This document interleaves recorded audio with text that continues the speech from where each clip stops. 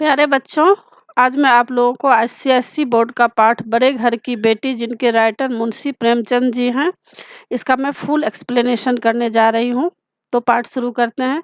बेनी माधव सिंह गौरीपुर गांव के जमींदार और नंबरदार थे। मतलब बेनी माधव सिंह जो थे वह गौरीपुर गांव के थे। वो जमींदार थे, मतलब उनके पास काफ़ी ज़मीन था, और नंबरदार थे, मतलब वहाँ के वो हेड थे। उनके पितामह किसी समय बड़े धन धान्य से संपन्न थे। उनके जो दादाजी थे काफ़ी धनी व्यक्ति थे। गांव का पक्का तालाब और मंदिर, जिनकी अब मरम्मत भी मुश्किल थी, उन्हीं के कीर्ति स्तंभ थे।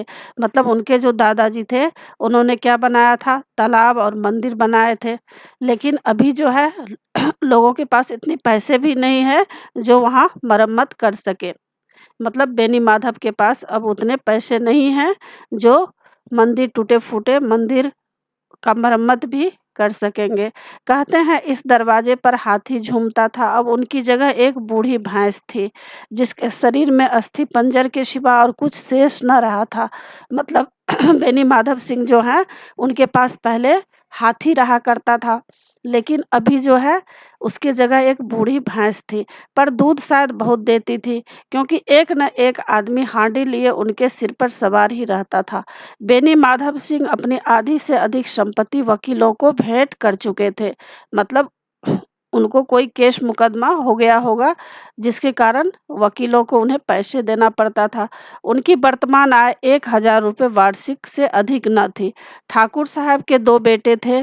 बड़े का नाम श्रीकंठ सिंह था। उसने बहुत दिनों के परिश्रम और उद्योग के बाद बीए की डिग्री प्राप्त की थी। अब एक दफ्तर में नौकर था। छोटा लड़का लाल बिहारी सिंह दोहरे बदन का सजीला जवान था।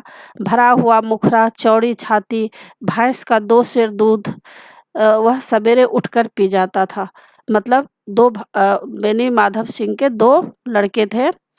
तो एक जो है, एक का नाम क्या था, एक एक जो श्रीकंठ था, और दूसरा जो था वह दूसरा लाल बिहारी था। लाल बिहारी। तो भरा हुआ मुखरा, चौड़ी छाती, भैंस के 2 सेर ताज़ा दूध वह सवेरे उठकर पी जाता था। श्रीकंठ सिंह की दशा बिल्कुल विपरीत थी। इन नेत्रप्रिय गुणों को उन्होंने बीए इन्हीं 2 अक्षरों पर न्योछावर कर दिया था। मतलब वो पढ़ने लिखने में ज़्यादा ध्यान लगाते थे, अपने शरीर पर कुछ ध्यान नहीं देते थे। इन 2 अक्षरों ने उनके शरीर को निर्बल और चेहरे को कांतिहीन बना दिया था। मतलब वे अपने शरीर पर ज़्यादा ध्यान नहीं देते थे और वो पढ़ाई पर ही अधिक ध्यान देते थे। इसी के वैद्यक ग्रंथों पर उनका विशेष प्रेम था। आयुर्वेदिक औषधियों पर उनका अधिक विश्वास था। शाम सवेरे उनके कमरे से प्रायः खरल की सुरीली कर्ण मधुर ध्वनि सुनाई देती थी। लाहौर और कलकत्ते के वैद्यों से बड़ी लिखा पढ़ी रहती थी। श्रीकंठ इस अंग्रेजी डिग्री के अधिपति होने पर भी अंग्रेजी सामाजिक प्रथाओं के विशेष प्रेमी न थे, बल्कि वह बहुधा बड़े जोर से उनकी निंदा और तिरस्कार किया करते थे। मतलब जिस समय यह कहानी लिखी गई है उस समय क्या था, अंग्रेज का शासन था देश पर। तो यही बताया गया है कि श्रीकंठ जो है अंग्रेज डिग्री के अधिपति होने पर भी मतलब उन्हें अंग्रेजियत से नफरत था और उनका निंदा किया करते थे। इसी के गांव में उनका बड़ा सम्मान था। दशहरे के दिनों में वह बड़े उत्साह से रामलीला में सम्मिलित होते और स्वयं किसी न किसी पात्र का पार्ट लेते थे। मतलब दशहरे का, दुर्गा पूजा जो होता है उस समय वे काफ़ी खुश नज़र आते थे और वहाँ पर रामलीला हुआ करता था। तो रामलीला में वो क्या करते थे, कोई न कोई पार्ट लिया करते थे। गौरीपुर में रामलीला के वही जन्मदाता थे। मतलब गौरीपुर गांव में रामलीला उन्होंने ही शुरू किया था। प्राचीन हिंदू सभ्यता का गुणगान उनकी धार्मिकता का प्रधान अंग था। मतलब प्राचीन हिंदू सभ्यता जो है, हमारी जो संस्कृति और सभ्यता है, उसका वो हमेशा चाहते थे कि कोई भूले नहीं और उसको आगे बढ़ाते रहते थे। सम्मिलित कुटुंब प्रथा के तो वह एकमात्र उपासक थे, मतलब जॉइंट फैमिली उन्हें बहुत ही पसंद था। आजकल स्त्रियों को कुटुंब में मिलजुल कर रहने की और जो अरुचि होती थी, उसे वह जाति और देश दोनों के लिए हानिकारक समझते थे। मतलब उस समय की भी बात है जब अंग्रेज हमारे देश पर शासन कर रहा था, 1947 से पहले की यह कथा लिखी गई है कहानी। उस समय भी जो लेडीज हुआ करती थी अक्सर इंडिया में, भारत की, तो वो लोग को भी जॉइंट फैमिली पसंद नहीं था। मतलब वो लोग अपने मियाँ बीबी बच्चे के साथ रहना अधिक पसंद करती थी। यही कारण था कि गांव की ललनाएं उनकी निंदक थी। मतलब श्रीकंठ तो हमेशा यही चाहते थे कि सम्मिलित परिवार में सब रहे, जॉइंट फैमिली उन्हें पसंद था। लेकिन वहाँ की जो स्त्रियां थी वो क्या करते थे, श्रीकंठ का इसी बात से निंदा किया करते थे कि श्रीकंठ ऐसा व्यक्ति है। कोई कोई तो उन्हें अपना शत्रु समझने में भी संकोच नहीं करती थी। स्वयं उनकी पत्नी को ही इस विषय में उनसे विरोध, उनकी जो पत्नी श्रीकंठ की पत्नी थी उसको भी इस विषय में उनसे विरोध हुआ करता था।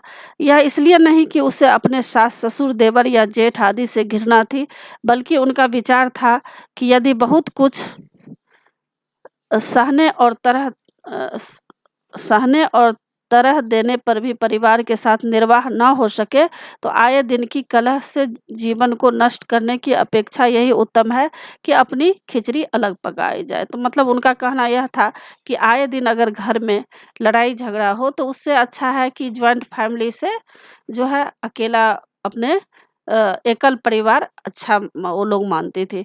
आनंदी एक बड़े उच्च कुल की लड़की थी। मतलब आनंदी यहाँ से शुरुआत हो जाता है कि आनंदी जो है वह बड़े ही उच्च कुल की लड़की थी, मतलब बहुत ही जो है अच्छे घर की लड़की थी। उसके बाप एक छोटी सी रियासत के ताल्लुकदार थे। विशाल भवन था, मतलब बहुत बड़ा भवन था। एक हाथी, 3 कुत्ते, बाज, बहरी, शिकरे, झार फानूस, ऑनरेरी मजिस्ट्रेट और ऋण जो एक प्रतिष्ठित ताल्लुकदार के भोग्य पदार्थ हैं, सभी यहाँ विद्यमान थे। मतलब आनंदी के घर में किसी भी चीज़ की कमी नहीं थी, ना खाने की कमी थी, और उनके घर में सारे हाथी, कुत्ते, बाज ये सब उनके पिताजी जो हैं रखे हुए थे घर में। नाम था भूप सिंह। बड़े उदारचित्त और प्रतिभाशाली पुरुष थे, पर दुर्भाग्य से लड़का एक भी न था। 7 लड़कियां हुई और देवयोग से सब की सब जीवित ही रही। मतलब आनंदी 7 बहन थी और सातों बहन जो हैं जीवित ही थी। पहली उमंग में तो उन्होंने 3 ब्याह दिल खोल कर किए, पर जब 15-20 हजार रुपये का कर्ज सिर पर हो गया तो आंखें खुली, हाथ समेट लिया। आनंदी चौथी लड़की थी। वह अपनी सब बहनों से अधिक रूपवती और गुणवती थी। मतलब आनंदी जो थी वह बहुत ही सुंदर थी। इसी से ठाकुर भूप सिंह उसे बहुत प्यार करते थे। सुंदर संतान को कदाचित उसके माता पिता भी अधिक चाहते हैं। ठाकुर साहब बड़े धर्म संकट में थे कि उनकी विवाह कहाँ करें। अब ठाकुर साहब को अपने लड़की के बारे में चिंता थी कि इसकी शादी कहाँ किया जाए, ऐसा योग्य वर मिले जो अच्छा से आनंदी वहाँ रह सके। ना तो यही चाहते थे कि ऋण का बोझ बढ़े, और ना यही स्वीकार था कि उसे अपने भाग्यहीन समझना पड़े। एक दिन श्रीकंठ उसके पास किसी चंदे का रुपए मांगने आए। तो एक दिन क्या हुआ, श्रीकंठ जो है भूप सिंह के यहाँ पैसे चंदे के लिए आए थे। शायद नागरी प्रचार का चंदा था। भूप सिंह उनके स्वभाव पर रीझ गए, मतलब बहुत ही अच्छा लगा उनका स्वभाव, और धूमधाम से श्रीकंठ सिंह का आनंदी के साथ शादी हो गया, मतलब ब्याह हो गया। आनंदी अपने नए घर में आई तो यहाँ का रंग ढंग कुछ और ही देखा। जिस टीम टाम कि उसे बचपन से ही आदत पड़ी हुई थी, वह यहाँ नाम मात्र को भी न थी। अब आनंदी तो काफ़ी धनी परिवार की लड़की थी, लेकिन जब ससुराल पहुँचती है तो देखती है कि यहाँ का रंग ढंग अलग ही था। जो टीम टाम में वह टीम टाम मतलब जो हँसी खुशी और धन दौलत पर वह पली हुई थी, यहाँ पर अलग ही था। हाथी घोड़ों को का तो कहना ही क्या, कोई सजी हुई सुंदर बहेली बैलगाड़ी तक न थी। ससुराल में एक बैलगाड़ी तक भी नहीं थी। रेशमी स्लीपर साथ लाई थी, पर यहाँ बाग कहाँ। रेशमी स्लीपर लाई थी, लेकिन यहाँ पर तो कोई बाग भी नहीं था। मकान में खिड़कियाँ तक न थी, न जमीन पर फर्श न दीवार पर तस्वीरें। यह एक सीधा साधा देहाती गृहस्थी का मकान था, किंतु आनंदी ने थोड़े ही दिनों में अपने को इस नई अवस्था में ऐसा अनुकूल बना लिया मानो उसने विलास के सामान कभी देखे ही न थे। लेकिन आनंदी जो है काफ़ी अच्छे घर की थी, इसीलिए वो उन्होंने सोचा कि कोई बात नहीं, जैसा मेरा ससुराल है उसमें मैं किसी भी तरह से रह लूँगी। एक दिन दोपहर के समय लाल बिहारी सिंह 2 चिड़ियाँ लिए हुए आया और भाऊज से बोला, जल्दी से पका दो, मुझे भूख लगी है। तो एक दिन क्या हुआ, लाल बिहारी सिंह जो कि आनंदी के देवर थे, श्रीकंठ के छोटा भाई था, तो उन्होंने क्या किया, 2 चिड़ियाँ पकड़ कर लाया और अपने भाभी को कहा कि इसको मुझे जल्द से जल्द पका दो, मुझे भूख लगी है। आनंदी भोजन बनाकर उसकी राह देख रही थी। अब वह नया व्यंजन बनाने बैठी। हांडी में देखा तो घी पाव भर से अधिक न था और वहाँ पर देखी कि आनंदी के यहाँ पर जब आनंदी भोजन बनाने गई है, चिड़िया पकाने गई मांस बनाने, तो वहाँ पर देखी कि वहाँ पर हाँ, आनंदी भोजन बनाकर उसकी राह देख रही थी। अब वह नया व्यंजन बनाने बैठी तो हांडी में देखी कि घी पाव भर से अधिक ना था, मतलब पाव भर ही घी था उसमें हांडी में। बड़े घर की बेटी किफ़ायत करना क्या जाने, मतलब बड़े घर की जो बेटी है वह कंजूसी से तो चलना जानेगी नहीं। उसने सब घी मांस में डाल दिया। लाल बिहारी खाने बैठा तो दाल में घी ना था। बोला, दाल में घी क्यों नहीं छोड़ा? आनंदी ने कहा, घी सब मांस में पड़ गया। लाल बिहारी जोर से बोला, अभी परसों घी आया है, इतना जल्द उठ गया, मतलब खत्म हो गया? आनंदी ने उत्तर दिया, आज तो कुल पाव भर रहा होगा, वह सब मैंने मांस में डाल दिया। जिस तरह सूखी लकड़ी जल्दी से जल उठती है, उसी तरह क्षुधा मतलब भूख से बावला मनुष्य जरा जरा सी बात पर तिनक जाता है। अब तो लाल बिहारी जो है काफ़ी गुस्सा हो गया। लाल बिहारी को भाऊज की यह ढिठाई बहुत बुरी मालूम हुई। तिनक कर बोला, मतलब गुस्से में बोला, मैके में तो चाहे घी की नदी बहती हो, स्त्रियां गाली सह लेती है, मार भी सह लेती है, पर मैके की निंदा उनसे नहीं सही जाती। आनंदी मुंह फेर कर बोली, हाथी मरा भी तो 9 लाख का, वहाँ इतना घी नित्य नाई का हार खा जाते हैं। अब जो है आनंदी को इस बात से गुस्सा आ गया। वह बोलती है कि हमारे घर जो नाई का हार मतलब नौकर चाकर जो रहते हैं ना, इतना घी खा जाते हैं। लाल बिहारी जल गया। अब लाल बिहारी को बहुत गुस्सा आ गया। थाली उठाकर पलट दी और बोला, जी चाहता है जीप पकड़ के खींच लूं। आनंदी को भी क्रोध आ गया, मुंह लाल हो गया। बोली आनंदी को भी क्रोध आ गया, मुंह लाल हो गया। बोली, वह होते तो आज इसका मजा चखा देते। अब अपर उज्जड ठाकुर से न रहा गया। उसकी स्त्री एक साधारण जमींदार की बेटी थी। जब जी चाहता उस पर हाथ साफ कर लिया करता था। उसने खराव उठाकर आनंदी की ओर जोर से फेंकी और बोला, जिसके गुमान पर भूली हुई हो उसे भी देखूंगा और तुम्हें भी। अब देखिए लाल बिहारी सिंह क्या करता है, एक खराव होता है, खराव जो होता है लकड़ी का, जो कि चप्पल के जैसा पहना जाता है, तो उसको उठाकर फेंकता है और वह क्या होता है, अचानक से आनंदी को लग जाता है। अब आनंदी गुस्सा हो जाती है और बोलती है कि आज अगर उनके पति होते श्रीकंठ तो दिखाते कि तुमने इतना बड़ा मेरे ऊपर अत्याचार किया है। आनंदी ने हाथ से खराव रोकी, सिर बच गया पर उंगली में बड़ी चोट आई। क्रोध के मारे हवा में हिलते हुए पत्ते की भांति कांपते हुए अपने कमरे में आकर खड़ी हो गई। स्त्री का बल और साहस, मान और मर्यादा पति तक है।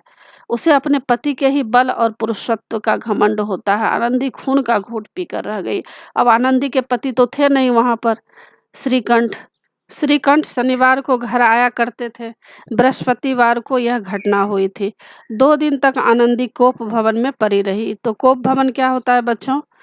पहले के ज़माने में स्त्रियां अगर गुस्सा में होती थी तो एक रूम हुआ करता था, अंधेरा रूम था, तो उसमें चली जाती थी। तो सबको डर हो जाता था कि कोप भवन में क्यों चली गई।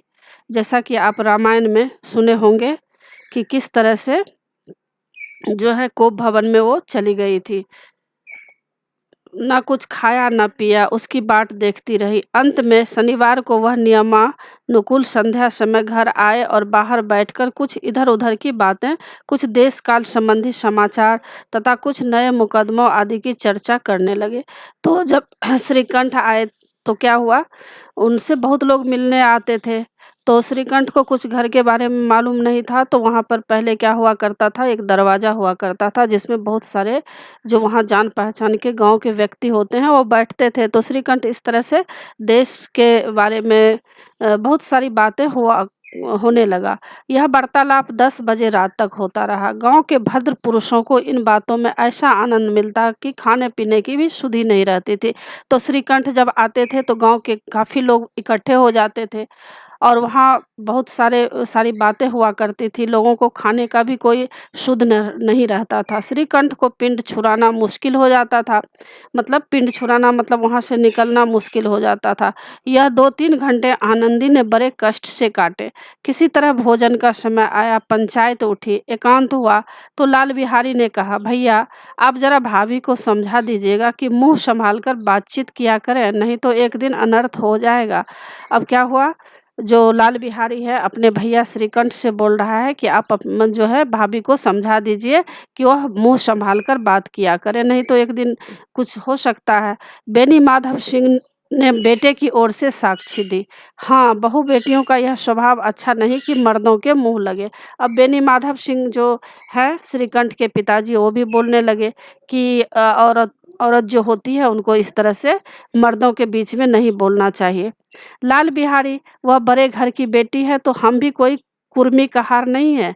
अब लाल बिहारी कह रहा है कि वह जो आनंदी है बड़े घर की जो बेटी है, तो क्या मैं कुर्मी कहार मतलब सिंपल आदमी मैं नहीं हूँ? श्रीकंठ ने चिंतित स्वर से पूछा, आखिर बात क्या हुई? लाल बिहारी ने कहा, कुछ भी नहीं, यूं ही आप उलझ पड़ी। मैके के सामने हम लोगों को कुछ समझती ही नहीं है। श्रीकंठ खा पी कर आनंदी के पास गए। वह भरी बैठी थी। यह हजरत भी कुछ तीखे थे। आनंदी ने पूछा, चित्त तो प्रसन्न है? श्रीकंठ ने बोले, बहुत प्रसन्न है, पर तुमने आजकल घर में यह क्या उपद्रव मचा रखा है? आनंदी की त्योरियों पर बल पड़ गए, मतलब आनंदी जो है काफ़ी गुस्सा में हो गई। झुंझलाहट के मारे बदन में ज्वाला सी धधक आई, मतलब बहुत ही मतलब आग के जैसे उसको ऐसा महसूस हो रहा था। गुस्सा इतना तेज हो गया था। बोली, जिसने तुमसे यह आग लगाई है उसे पाँव तो झुलस दूं? श्रीकंठ का, इतनी गर्म क्यों होती हो, बात तो कहो। आनंदी, क्या कहूँ, यह मेरे भाग्य का फेर है, नहीं तो एक गंवार छोकरा जिसको चपरासीगिरी करने का भी शौर नहीं, मुझे खराओं से मार कर यो ना करता। अब आनंदी कह रही है कि यह जो छोकरा है लाल बिहारी, वह एक चपरासी के लायक भी नहीं है, लेकिन उसने मुझे खराओं से मारा है। श्रीकंठ, यह सब हाल साफ कहो, यह हाल साफ साफ कहो तो मालूम हो, मुझे तो कुछ पता नहीं है। अब श्रीकंठ कह रहा है कि जो भी बात हुई है सीधी तरह से मुझे बताओ, मुझे कुछ पता नहीं है। आनंदी, परसों तुम्हारे लाडले भाई ने मुझसे मांस पकाने को कहा। घी हांडी में पाव से अधिक न था, वह सब मैंने मांस में डाल दिया। जब खाने बैठा तो कहने लगा, दाल में घी क्यों नहीं है? बस इसी पर मेरे मैके को भला बुरा कहने लगा। मुझसे न रहा गया। मैंने कहा कि वहाँ इतना घी तो नाई कहार खा जाते हैं और किसी को जान भी नहीं पड़ता। बस इतनी सी बात पर इस अन्यायी ने मुझ पर खराऊ फेंक मारी। यदि हाथ से ना रोकू लूँ तो सिर फट जाए। उसी से पूछो मैंने जो कुछ कहा है वह सच है या झूठ? श्रीकंठ की आंखें लाल हो गई। बोले, यहाँ तक हो गया इस छोकरे का साहस? आनंदी स्त्रियों के स्वभाव अनुसार रोने लगी। मतलब स्त्रियां जो होती है उसे ज़्यादा कुछ अगर दुख होता है तो वह रोने लगती है, क्योंकि आंसू उसकी पलकों पर रहते हैं। श्रीकंठ बड़े बड़े धैर्यवान और शांत पुरुष थे। उन्हें कदाचित भी कभी क्रोध ना आता था, पर स्त्रियों के आंसू पुरुषों की क्रोधाग्नि को भड़काने में तेल का काम कर देते हैं। मतलब यहाँ पर लेखक कह रहे हैं कि अगर किसी की पत्नी अगर रोने लगे तो उसके पति भी जो है पिघल जाते हैं कि आखिर बात क्या हुआ है। रात भर करवटें बदलते रहे। उद्विग्नता के कारण पलक तक नहीं झपकी। प्रातःकाल अपने बाप के पास जाकर बोले, दादा अब इस घर से मेरा निवाह ना होगा। इस घर में मेरा निर्वाह ना होगा। इस तरह की विद्रोहपूर्ण बातें कहने पर श्रीकंठ ने कितनी ही बार अपने कई मित्रों के आड़े हाथों लिया था, परंतु दुर्भाग्य आज उन्हें स्वयं ही बातें अपने मुंह से कहनी पड़ी है। मतलब ऐसी ऐसी बातें जो गांव में हुआ करता था, तो श्रीकंठ जो है दूसरे के घर में लड़ाई सुलझाता था, लेकिन आज क्या हुआ है, मुसीबत अपने ही घर में पड़ गया है। दूसरों को उपदेश देना भी कितना सहज होता है। अब उनको लग रहा है कि दूसरे को उपदेश देना बहुत ही आसान होता है, लेकिन अपने आप पर अगर बीतता है तो बहुत ही कठिन हो जाता है। बेनी माधव सिंह घबरा उठे और बोले, क्यों श्रीकंठ? इसलिए कि मुझे भी अपनी मान प्रतिष्ठा का कुछ विचार है। आपके घर में अब अन्याय और हठ का प्रकोप हो रहा है। जिनको बड़ों का आदर सम्मान करना चाहिए वो इनके सिर चढ़ते हैं। मैं दूसरे का नौकर ठहरा घर पर रहता नहीं। यहाँ मेरे पीछे स्त्रियों पर खड़ाऊं और जूतों की बौछारें होती है। मतलब अब श्रीकंठ कह रहा है कि मैं तो नौकरी करता हूँ और घर में रहता नहीं हूँ, लेकिन घर में मेरी पत्नी रहती है तो उसके ऊपर खड़ाऊं और जूता फेंका जाता है, मारा जाता है उसे। कड़ी बात कड़ी बात तक चिंता नहीं नहीं कोई एक की दो कह ले, यहाँ तक मैं सह सकता हूँ, किंतु यह कदापि नहीं हो सकता कि मेरे ऊपर लात घूंसे पड़े और मैं दम न मारूं। बेनी माधव सिंह कुछ जवाब न दे सके। श्रीकंठ सदैव उनका आदर करते थे। उनके ऐसे तेवर देखकर बूढ़ा ठाकुर अवाक रह गया। मतलब उनके पिताजी जो हैं बहुत अवाक रह गए। केवल इतना ही बोला, बेटा तुम बुद्धिमान होकर ऐसी बातें करते हो? स्त्रियां इसी तरह घर का नाश कर देती है, उनको बहुत सिर चढ़ाना अच्छा नहीं है। श्रीकंठ, इतना मैं जानता हूँ, आपके आशीर्वाद से ऐसा मूर्ख नहीं हूँ। आप स्वयं जानते हैं कि मेरे ही समझाने बुझाने से इसी गांव में कई घर संभल गए, पर जिस स्त्री की मान प्रतिष्ठा का मैं ईश्वर के दरबार में उत्तरदाता हूँ, उनके प्रति ऐसा घोर अन्याय और पशुवत व्यवहार मुझे असह्य लगता है। अब वो बोल रहे हैं श्रीकंठ की मेरी पत्नी के ऊपर, अगर कोई भी स्त्री के ऊपर इतना अत्याचार हो रहा है तो यह पशुवत व्यवहार मुझे सहन नहीं हो सकता। आप सच मानिए, मेरे लिए यही कुछ कम नहीं है। इतना जो हुआ है यह कम नहीं है कि लाल बिहारी को कुछ दंड नहीं देता। अब बोल रहे हैं कि लाल बिहारी को मैं इतना करने पर भी दंड नहीं दे रहा हूँ, यही बात आप सोचिए कि मैं इतना अस्थिर हूँ। अब बेनी माधव सिंह भी गरमाए, ऐसी बातें और न सुन सके। बोले, लाल बिहारी तुम्हारा भाई है, उससे जब कभी भूल चूक हो उसके कान पकड़ो। लेकिन श्रीकंठ, लाल बिहारी को मैं अब अपना भाई नहीं समझता। बेनी माधव सिंह, स्त्री के पीछे? अब बेनी माधव बोल रहा है कि स्त्री के पीछे अपने भाई को तुम भाई नहीं समझेगा? श्रीकंठ, जी नहीं, उसकी क्रूरता और अविवेक के कारण। श्रीकंठ कह रहा है कि ऐसी बात नहीं है कि मैं अपनी पत्नी के पीछे पड़ा हुआ हूँ। मेरा कहना यह है कि उसने गलत किया है, क्रूर व्यवहार किया है और उसके पास कोई विवेक नहीं है, अविवेक है। अविवेक मतलब पशुता का गुण है उसके उसके कारण मैं उससे गुस्से में हूँ। दोनों कुछ देर चुप रहे। ठाकुर साहब लड़के का क्रोध शांत करना चाहते थे, लेकिन यह नहीं स्वीकार करना चाहते थे कि लाल बिहारी ने कोई अनुचित काम किया है। अब उनको अपने छोटे बेटे से भी प्रेम था। अब ठाकुर साहब जो है छोटे बेटे का कुछ नाम नहीं ले रहे हैं कि उसने ऐसी गलती की है। इसी बीच में गांव में और कई सज्जन हुक्के चिलम के बहाने वहां आ पहुंचे। कई स्त्रियां ने जब यह सुना कि श्रीकंठ पत्नी के पीछे पिता से लड़ने को तैयार हो गए हैं तो उन्हें बहुत हर्ष हुआ। ऐसा होता है बच्चों कि जब किसी के घर झगड़ा होता है तो आस पड़ोस के लोग जो हैं अंदर से खुशी मनाते हैं। तो इसी तरह वहाँ पर जो श्रीकंठ और पिताजी के ठाकुर साहब के बीच जो बातचीत हो रही है, थोड़ी सी लड़ाई झगड़े वाली बातचीत हो रही है, तो आसपास के लोग वहाँ पर कुछ न कुछ बहाने से इकट्ठे हो जाते हैं। दोनों पक्षों की मधुर वाणियाँ सुनने के लिए उनकी आत्माएं तिलमिलाने लगी। अब वहाँ के लोग सोचने लगे कि दोनों पक्ष में आखिर बात क्या हुई है। सबके अंदर जो है जिज्ञासा होने लगी। गांव में कुछ ऐसे कुटिल मनुष्य भी थे जो इस कुल की नीतिपूर्ण गति पर मन ही मन जलते थे, और कुछ लोग जो जिसके घर में अच्छे वातावरण रहता है, अच्छे से लोग रहते हैं, तो आसपास में लोग जलते हैं। लेखक यह दिखाने का कोशिश किए हैं।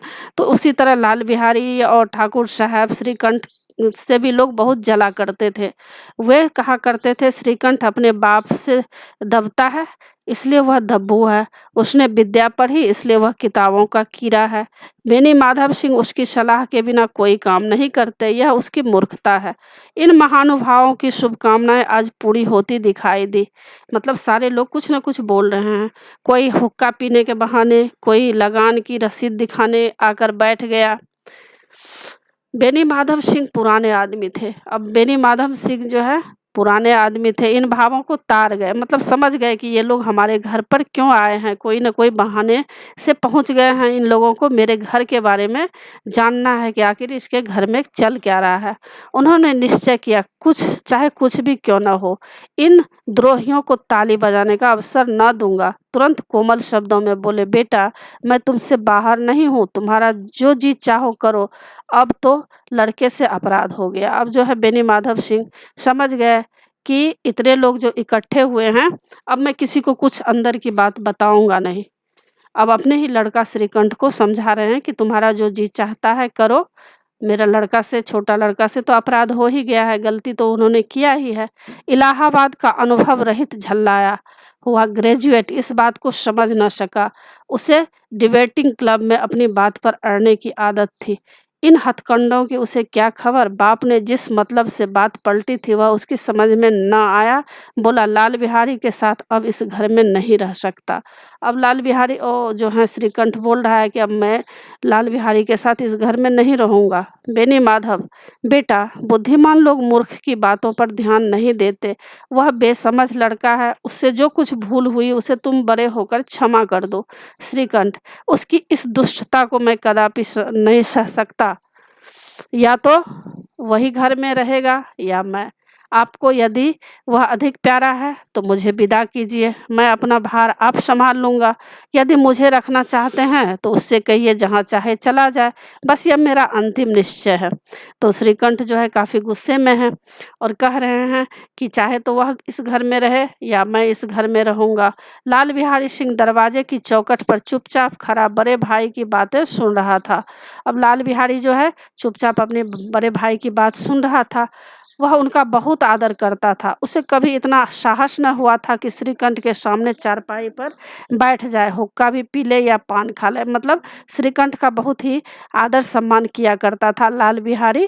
बाप का भी वह इतना मान सम्मान नहीं करता था। श्रीकंठ का भी उस पर हार्दिक स्नेह था। श्रीकंठ भी उसे बहुत ही प्यार किया करता था।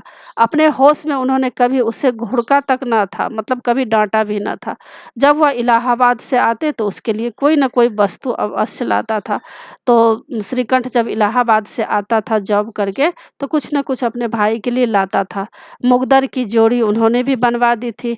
पिछले साल जब उसने अपने सिड्योरे जवान को नागपंचमी के दिन दंगल में पछाड़ दिया तो उन्होंने पुलकित होकर अखाड़े में ही जाकर उसे गले लगा लिया था। 5 रुपए के पैसे लुटाए थे। ऐसे भाई के मुंह से आज ऐसी हृदय विदारक बात सुनकर लाल बिहारी को बड़ी ग्लानि हुई। अब लाल बिहारी को अपने आप पर ग्लानि हो रही है, जो मैंने इतना बड़ा गलती क्यों कर दिया। वह फूट फूट कर रोने लगा। उसमें संदेह नहीं कि अपने किए पर पछता रहा था। वह अपने किए पर पछता भी रहा था कि मैंने इतना बड़ा गलती क्यों कर दिया। भाई के आने से एक दिन पहले ही उसकी छाती धड़कती थी कि देखूं भैया क्या कहते हैं। लाल बिहारी तो अपने भाभी आनंदी के साथ गलती कर ही दिया, लेकिन भाई जो आने वाले थे तो डर रहा था कि पता नहीं भैया आएंगे तो मुझे क्या कहेंगे। भाभी अगर घर की बातें मेरे बारे में बता देगी तो भैया मुझसे कैसा व्यवहार करेंगे। यह सब सोचकर वह घबरा रहा था। मैं उनके सम्मुख कैसे जाऊंगा, उनसे कैसे बोलूंगा, मेरी आंखें उनके सामने कैसे उठेंगी। उसने समझा था कि भैया मुझे बुलाकर समझा देंगे। इस आशा के विपरीत आज उसने उन्हें निर्दयता की मूर्ति बने हुए पाया।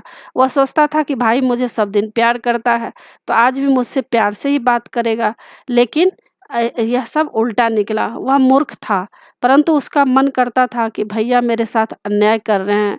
यदि श्रीकंठ उसे अकेले में बुलाकर 2-4 बातें कह देते तो इतना ही नहीं 2-4 तमाचे भी लगा देते तो कदाचित उसे इतना दुख न होता। पर भाई का यह कहना कि अब मैं उसकी सूरत नहीं देखना चाहता, लाल बिहारी से सहा ना गया। मतलब लाल बिहारी सोच रहा है कि भाई अगर मैंने जो भी गलती किया तो भाई मुझे मार भी देता, 2-4 तमाचे भी मार देता तो मैं सहन कर लेता, लेकिन ऐसी बातें जो बोल रहा है कि मैं नहीं रहूँगा इनके साथ, यह सहा नहीं जा रहा है इसको, लाल बिहारी को।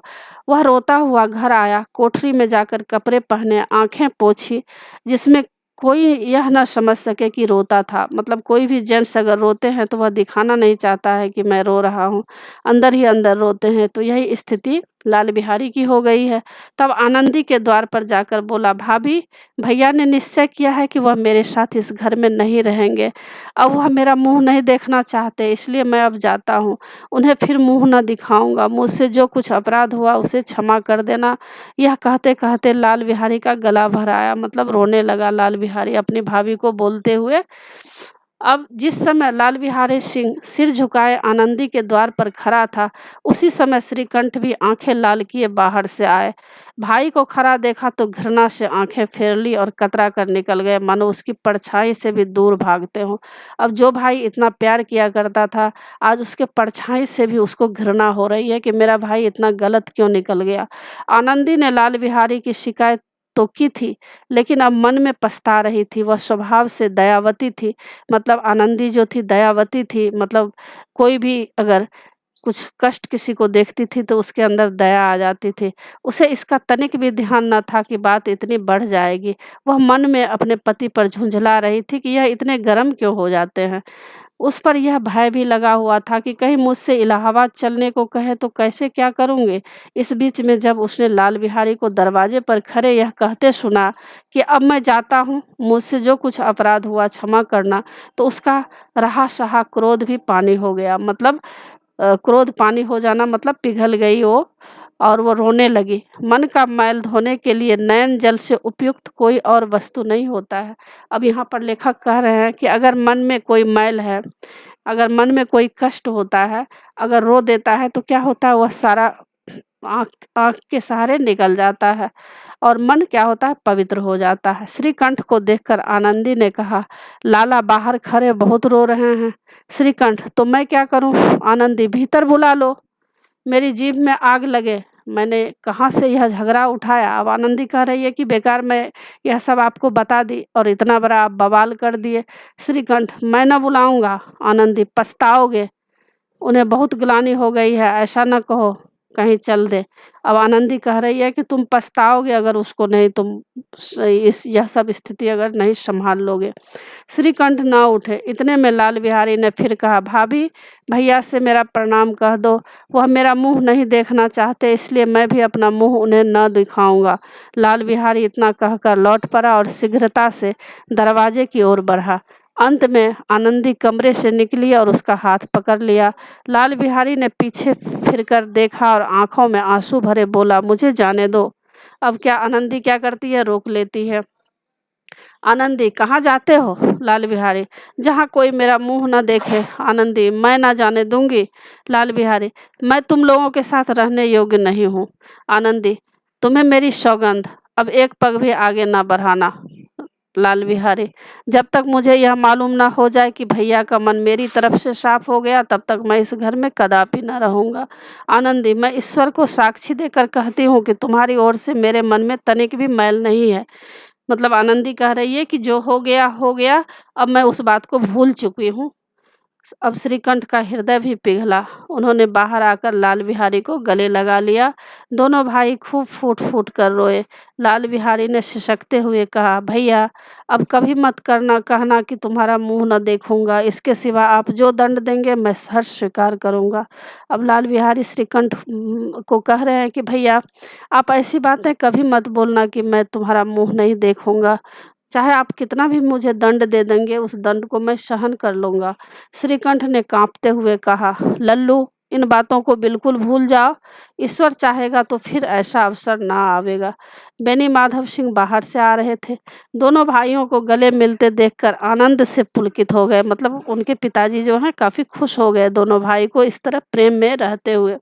बोल उठे, बड़े घर की बेटियां ऐसी ही होती है, बिगड़ता हुआ काम बना लेती हैं। अब उनके पिताजी कह रहे हैं कि बड़े घर की जो बेटी होती है ना, चाहे कितना भी बिगड़ा हुआ काम हो, उसको वो बना लेती हैं।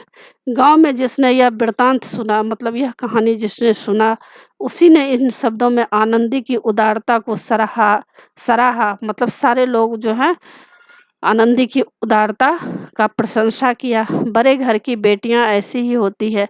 मतलब जो बड़े घर की बेटी होती है उसका क्या होता है बच्चों, उसका सोच भी बड़ा होता है। वह छोटी छोटी बातों को लेकर लड़ा नहीं करती है, वह छोटी छोटी बातों को इस तरह से हवा में उड़ा दिया करती हैं। और अपने घर में जो देखती हैं, जिस घर के माहौल से वो पली बड़ी होती हैं, तो उसी तरह सबको प्यार किया करती हैं। छोटी मोटी गलती को भी वो भूल जाती हैं।